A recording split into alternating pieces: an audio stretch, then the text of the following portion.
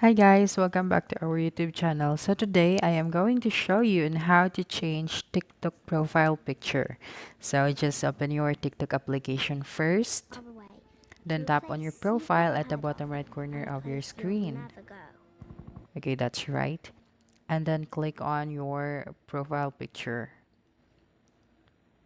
Okay, now click on the pen icon. Okay, it's below your profile picture. And then choose your new profile picture. Okay, it's from your gallery and then confirm. So you can also resize it by zooming in and zooming out. So right after that, you just have to click on save. And from there, your new profile picture will be uploaded.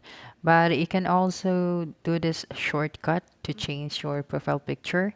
Just click on the edit profile. Okay, this one. And then click on the change photo. That one, and then select from gallery.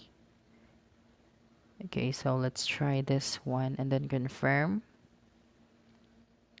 then save. So it's very easy to change your profile picture on TikTok. So that's it. Don't forget to subscribe to our YouTube channel for more video tutorials in the future. Bye bye.